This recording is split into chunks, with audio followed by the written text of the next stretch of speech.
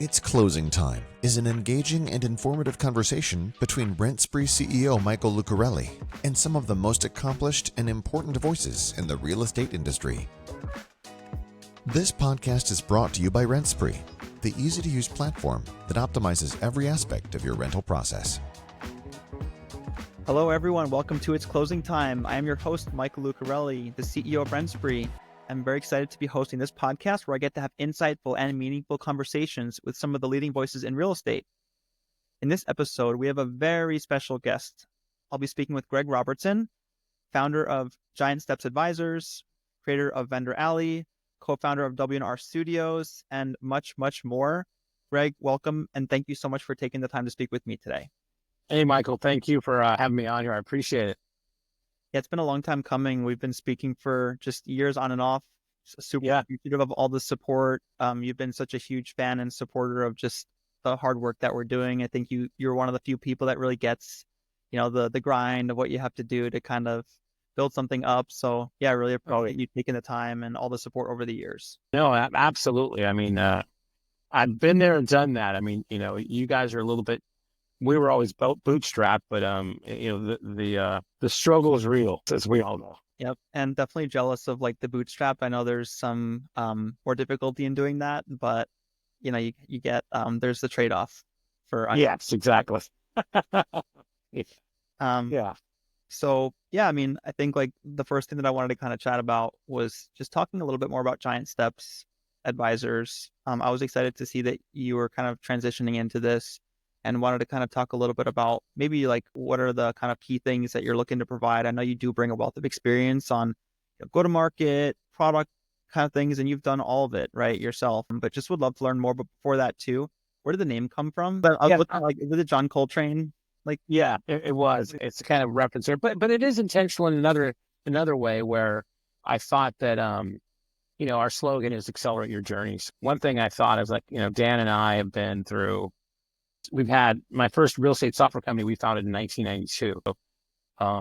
We sold that in 1999, and then we were part of another company called eNeighborhoods, which again was pretty groundbreaking. They were the first kind of SaaS real estate software company, and then we started W+R Studios in 2008, right at the beginning of the great financial crisis, which was a crazy time to start a real estate software company. So I think with our experience, I mean, we know the industry, and I as also being a publisher of a real estate technology blog, a lot of MLS people would send new vendors to me to talk to. Hey, I know you're trying to do this. Greg's been doing this a long time. Why don't you talk to him? And I love those conversations to have. And what I feel that we could do at Giant Steps is like, in a sense, as I said, it's intentional, along with being a Coltrane fan, of, accelerating the journey so that they wouldn't mess around with this, that. No, you don't want to do that. This is the problem you're going to have if you go that direction.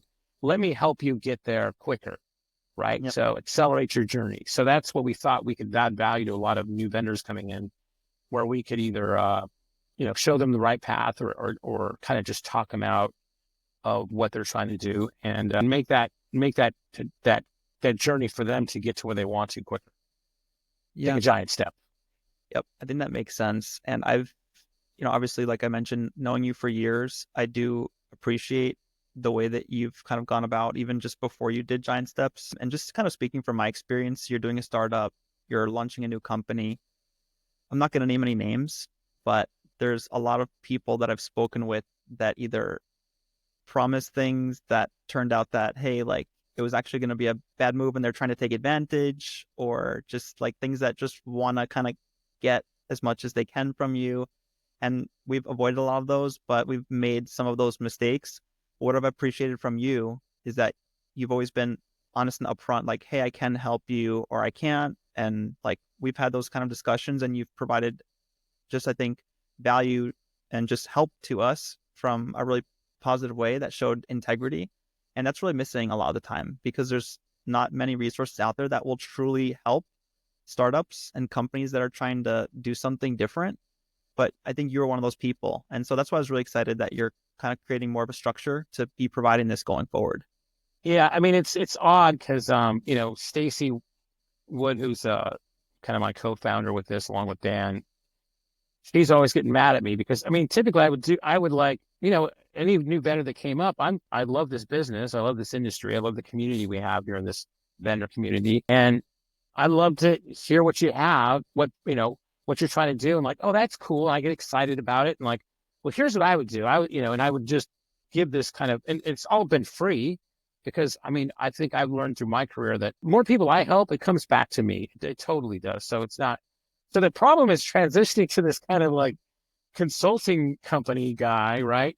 Where we're supposed to charge for this and we're supposed to like, I mean, I've never run a consulting company either. So I'm learning too, right? So, but Stacy gets mad at me because typically when we bring on a client, or when we have somebody who's interested in working with us, we have a discovery call, right? So that's usually about an hour, and it's usually me and her, and then maybe, Dan or Ohan will join. And, they tell, we start talking, and then I might, within an hour of that conversation, kind of solve the immediate problem they have. It's like, Stacy's like, hold on, stop, man. I mean, I'm going to stop you next time and put like a Venmo link up there, and they have to like, spend us some sort of money before they get to the whole thing. But you just, kind of go to the end. I can't help myself sometimes.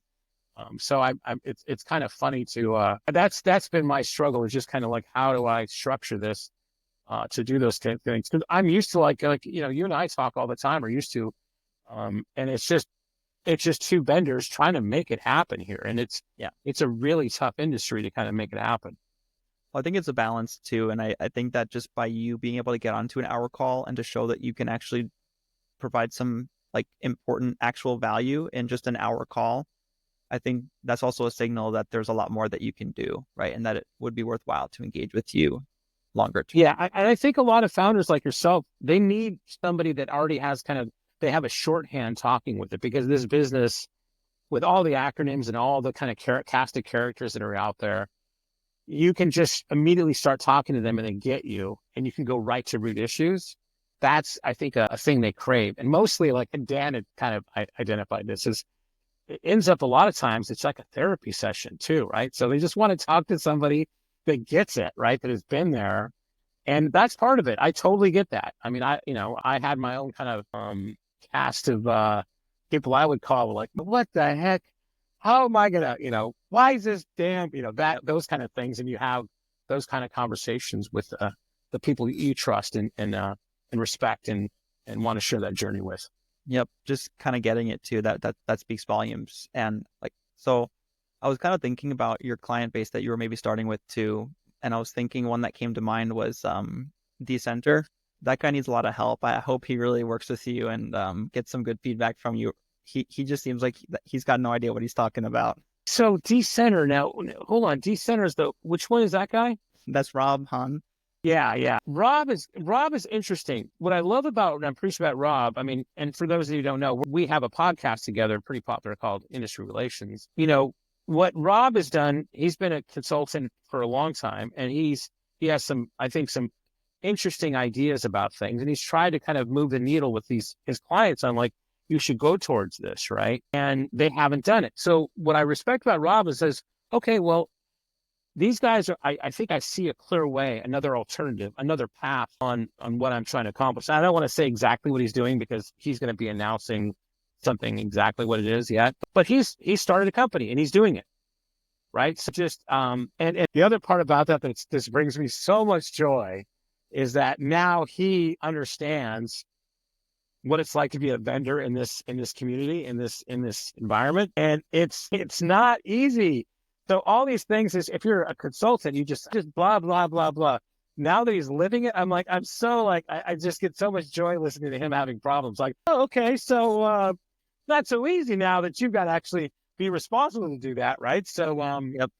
Yeah, he's a best friend there. So I'm going to be there with him no matter what to help him out. Right. But he's got he does have some kind of interesting ideas, which I'm sure he's going to share soon. Very interesting and controversial, as always. And I think we were just talking about Blueprint, and that's where I think he first was chatting with me a little bit about this too, on one of the previous Blueprints.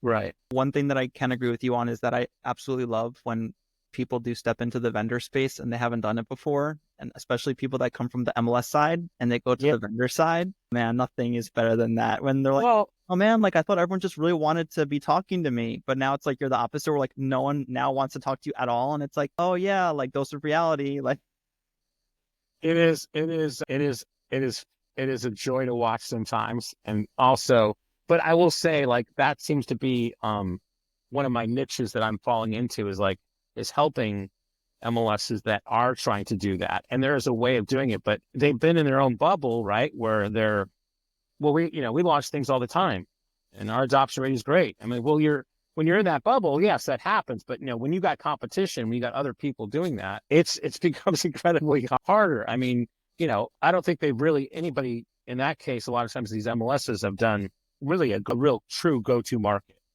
right? When you've got all this other everything, all the distractions going on and everything else. And it's a tough time. And here's the other thing. And, if you have some other vendors listening to this, it's, a lot of these MLSs that kind of are rolling out their own technology and becoming vendors themselves, that, what a time to do that, because they're being pulled in different directions, because the distractions with the MLS and the broker community are huge, right? Because they've got all the NAR settlement and DOJ and that. They've also got the market shit, right? I mean, the inventory's down low, and that's also tough, right? So it's not, and this is from somebody who launched the company in the great financial crisis, right? So I know how, but this is, I think, even tougher, because the last thing would be, if you're selling to brokerages or franchisors, somebody just came in and took half their balance sheet. So the money's, I can't think of a more perfect storm of like, what a crappier time to go to market with any product, right? And I when I talk and I do some speeches or doing some presentations to MLSs and also at brokerages or things, I tell them, like, go hug a vendor. They're having a tough time. And I tell vendors, it's like, they're having such a tough time. And like, it's unusual what's happening here. Don't self-hate yourself. It's just a crazy time. You've got to hold on. Hopefully 2005, will be beyond August 17th, and things will get, maybe the interest rates will get lower.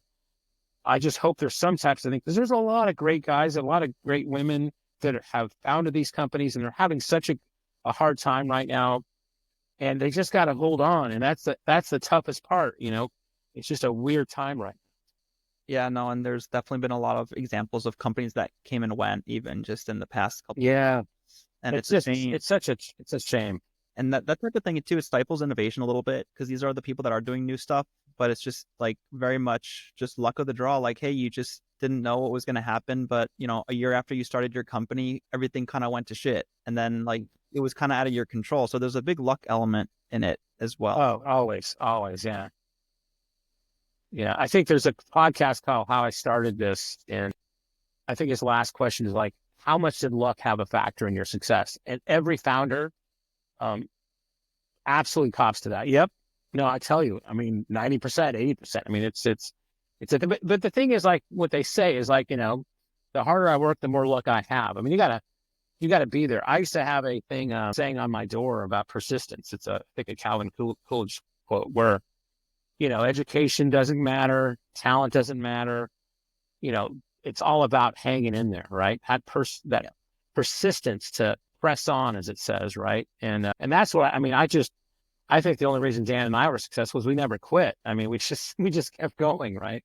So that's a big thing. No, I mean, I'll be the first one to admit we've been super lucky. Just with when we started, we didn't have to deal with some of these adverse conditions, and then we have the tailwinds of kind of the rental market in general, which is helpful. But one of these days, I still have been meaning to go back and just look at what were those financial projections that we had on day one. Dude, when I see these spreadsheets these guys come up with, like, you are just nuts, right? Your year 2 is really your year 6 if things go perfectly, right? It's yeah. I think our year 2 is our year 8, and that's where we are now. And I'm like, yeah. Now I'm like, hey, we're doing great. Everything is going well, but like, it's just such a difference of reality compared to what you think is going to happen. So yeah.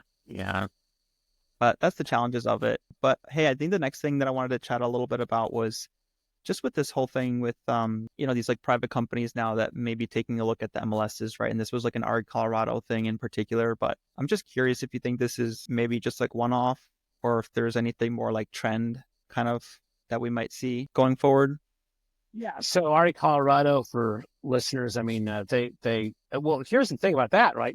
I haven't heard anybody, I don't know of any ink being signed or anything else. So there's a possibility that deal might not happen, right? So, I mean, we have, and I think, as you and I know, trying to do deals, the number one killer of deals is time. The longer they take to close, the more, risk you have to get them closed. So I don't even know if that's going to happen. So what's happening there is that a private company is trying to, or an individual is trying to buy an MLS. And there's also, I think, multiple bidders where another private company is trying to buy that MLS. And this is all really a politic, nest of vipers, that a control type of thing that's happened over there. And it's really a shame, because there's some super talented people that were RE Colorado that were let go, and that were basically, friendly fire out of all this stuff, right? So that are now, not employed there, right? So, hopefully those guys will find a new home. But yeah, just the way it all handled and went down, it's awful. It's just completely an awful situation there, right? And we'll kind of see what happens here. But I think RE Colorado, and the manner that is, I do think it's a one-off, but it's not a trend. I think you could say there's a trend that, the separation of the MLS and association is something that is trending. But, a lot of associations don't want to talk about that either, right? Because of the money involved and everything, and other politics. Yeah, I do think that's, if anything, is the kind of key that we might see more of a little bit. But all that went down was pretty crazy. And I remember that we started hearing about that shortly after we signed with them. So, God, did you get ink before that? We got it signed, and then we literally launched, I think, shortly before the announcement came out. So it was pretty, I guess, again, lucky, right? Because who would have known, if we had kind of just waited another month or something got delayed, then, I mean, just selfishly, obviously, for us, we just want to get it signed and launched. But we just slid in under the wire. Yeah. But I mean, nothing but respect for Gene and the staff there and the crew that got it. I mean, that's just a shame. Yeah, I mean, they had a great team, and it was a little bit definitely shocking for us, and just sad for sure. But, I'm sure that people, I think, have their back and they'll land on their feet here. But I mean, the next thing, I know we were talking a little bit about this, but when we always have thought about the business opportunities and deals that people have available for them on the broker side, agents and everything, obviously the big push for us is just really trying to highlight what the rental opportunities are for people. And I think we've talked about this before, but that was where the kind of ideas from RentSpree came from, which was, I was hanging my license at a local RE/MAX, saw all the most successful agents in my office. They just did a ton of rentals, kind of in and around all their for sale transactions, but it was bolstering their for sale because they'd meet all these future buyers, future sellers, and it came from the rentals for them. And I think we've started to see this trend continue more and more, but just kind of curious if you can talk a little bit more about how, just housing in general fits into the business opportunities, and not just looking at for sale properties and for sale transactions. Yeah. I mean, again, it is so tough. I mean, talk about being a vendor in this space. Being a real estate agent in itself is a tough thing. So, and it gets down to what I talked about before, is persistence. How long can you hold on, right? So I think a lot of agents come in and they watch Bravo TV or some sense, right? And they think they're going to wear their, tight suits and, go have cocktails at fancy places and close deals in the other room, right? While they're looking fabulous. And that's not the reality. I mean, it's a grind, right? And especially right now, I mean, it's 1.5 million agents, and there's 3.9 units, sold in the country. So purchase is definitely one way. But I mean, if you're focusing on purchasing, I think it's just purchase. Somebody buying a house, the inventory isn't there to kind of support that. So I think what I've always said, and we've always talked about, and I think is smart, is I want to see agents succeed. And and in order to succeed, you need to extend the timeline. Just like we're talking about the vendors, we need to extend the timeline because it's just tough times right now. Same thing for the agents. Instead of looking at things like, okay, I'm going to sell some houses, we have to look at I think agents have to look at this as there's a housing. I mean, I'm talking about housing, whether it's purchase or rental, right? Now I'm not talking typically about a short-term rental, but I mean, more of this kind of long-term rental or whatever. And it's funny, I was, we were just talking before the podcast. I dropped off my son up in New York, and he's going to NYU, and we have him in the dorms, right? And we went to a couple of these, sessions where they had, it was a welcome weekend for parents and students, right? And they had some welcome mixers for the parents and the students. And so we got to meet a lot of other parents that were in the same boat we are, and we're all sad that we're losing our kids, right? But, some of them couldn't get into housing. I mean, NYU has a problem right now with dorms. Oh, yeah. So they were having to rent in that area. And what I discovered in New York, and you probably know this because you're more from that area, is the typical fee for that in the area was whatever a 1 month of rental was, right? So if you're renting it for, $4,000 a month, and it's a 12-month lease, the agent's getting $4,000, right? So I don't know. Now that varies all around the country. New York's special. I totally get that. But there is a way, I think, that if agents kind of look at that opportunity of and not kind of turn their nose up to it or think it's like a less thing, or even expand that to kind of property management, that they're kind of creating a pipeline for themselves. And I think they're just doing so with a disservice by just focusing on purchase. So guys like you that are providing tools to make that easier for agents, I think you're doing a wonderful service, because I just look at that and saying it's a way to help agents be successful, right? And they just got to open their eyes, right? And I think a lot of agents just kind of really snooty about, they only want to do purchase, but hey, if you're going to be that snooty, a lot of those kinds are not going to last, because they don't have that, hey, it'd be great to get another $1,200 check this month or two.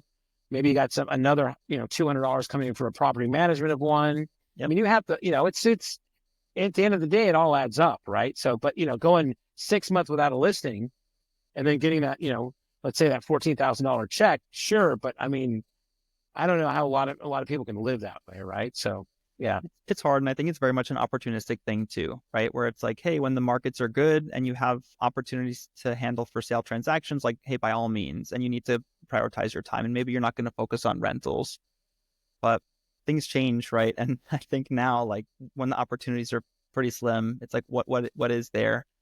And I'll tell you, if I had $1 for every time an agent said to me, oh, I don't do rentals, yeah, I would never have had to raise venture funding for RentSpree. That's awesome. Yeah. And I when we started the company too, this was back in 2017 or so, when I would just kind of drive around and present our MVP product at local brokers. I started seeing that these brokers, they were actually generating a ton of renter leads, to their websites. And I'm like, oh, what are you doing with these renters that are reaching out? Basically, hey, can you help me find a rental? They were just throwing them in the trash. Yes. And again, it's opportunistic, because it's okay, yeah, maybe, things were much better then than they are now. But are you shifting, and now, kind of what are you doing, and how are you taking advantage of that? Because these are people that are looking for housing, consumers looking for a form of housing. So, yeah, so what do you know about, I'm always curious, because that experience in New York was the first time on this, but what is it like? Do you have any idea, in Southern California, how, are apartment complexes paying leads to agents? What is, do you have you done studies of what type of income that an agent can? I know this is your podcast, but I'm curious, because now that we're talking about it. No, of course. And the commission, it's pretty similar to what you get on a for sale transaction. So, well, I don't know about now, but yeah, but it used to be, you're getting 5 or 6% of the annual rent amount. So if your rent is $2,000 a month, it would be as if you're basically selling a $24,000 home. Right. Okay.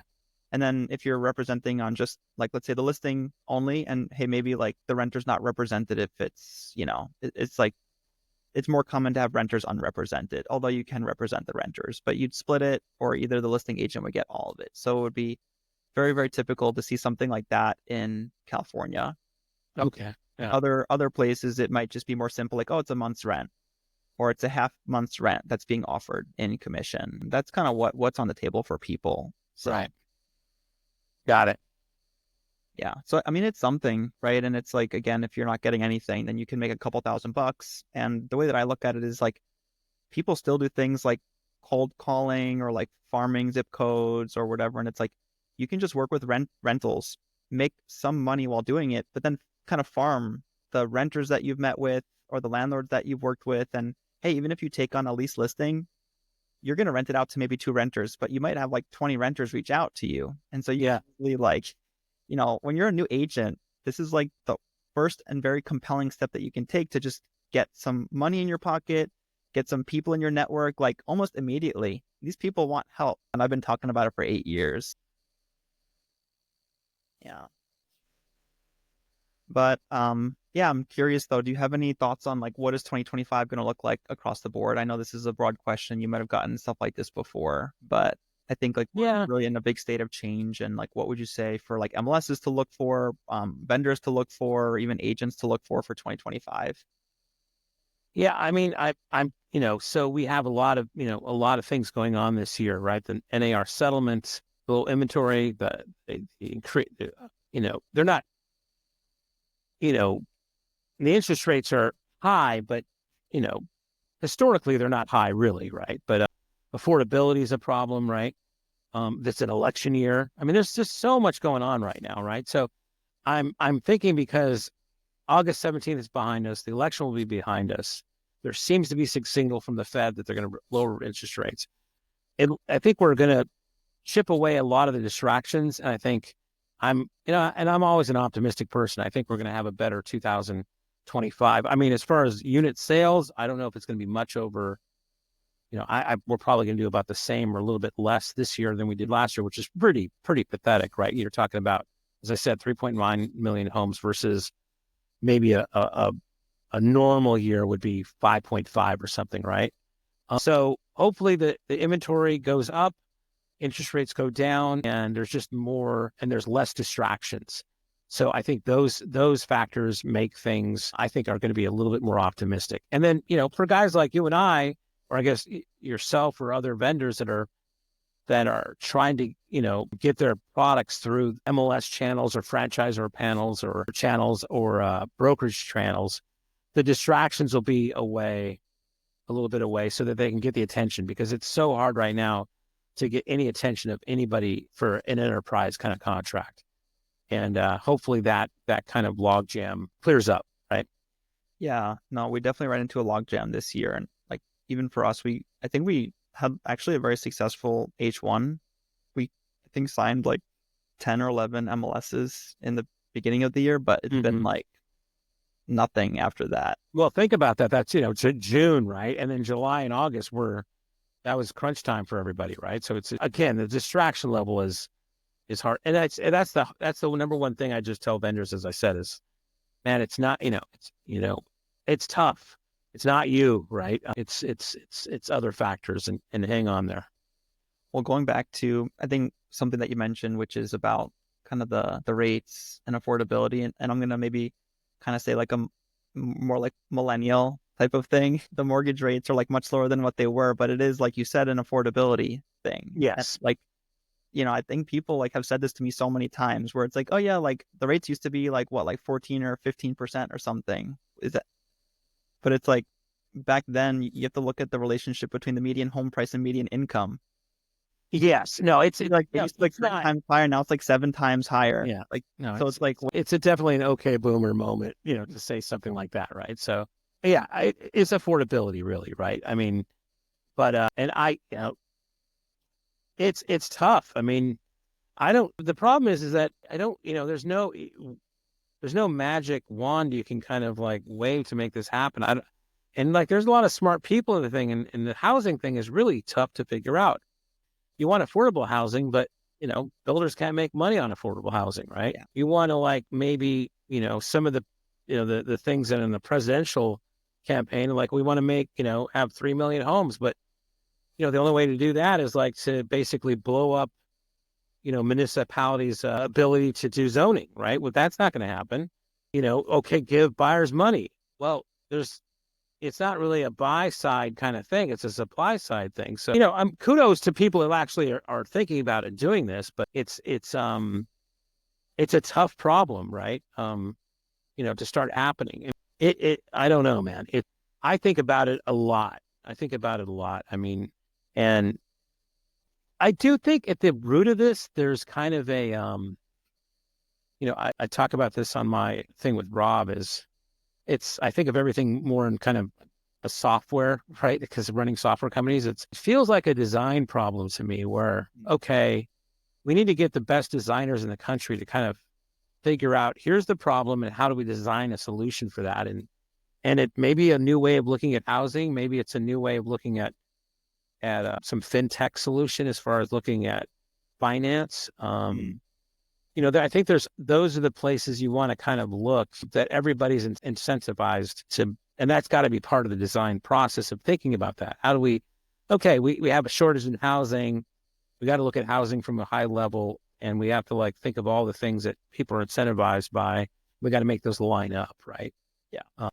I mean, but it's tough. It's such a complex issue, and I agree. I think that you need the people that have the right incentives to solve these issues. And I have to say, unfortunately, I think a lot of the people that are in these positions to make some of the decisions to improve things, there's just too many competing interests, I think, that kind of make it hard. But I'm not political in any way. Yeah, no, NIMBYism. I mean, there's so much. I mean, it's so multifaceted out there. It's just tough. God. Yeah. Yeah. So I think on that positive note, yeah, I don't know if you had anything else that you wanted to share before we wrap up today, but really appreciate you jumping on here. No, I've been, looking, from the outside in at what you guys are doing at RentSpree, and we've had multiple conversations, and it's just great to see you have success. And every time I see something from you guys, it's like it brings a smile to my face. There's others in the industry too that I think have gone on to make it. I know how tough it is to kind of get there. Plus, I'm always marveling at young founders like you that have, I mean, again, going back to, I'm always bootstrapping, I wouldn't know what to do with $15 million, honestly, if somebody to start a company. It's just, I'm not wired that way, but you're making some big swings. So, congratulations. And I hope it continues to kind of do I that. also thought that in a period of time, and now I'm like, oh, that's not enough. Yeah. Oh, but yeah, wow. I was going to mention to you also, so you know how, yeah, we were excited because we actually just hit a pretty cool milestone where we've actually, our model, right? We don't charge MLSs for anything, right? And we actually just hit a milestone where we've generated over 10 million in revenue for our partners. ARR, huh? That's great. No, we've generated that and paid it out to. Okay, that's what you're saying. Yeah. So that's awesome.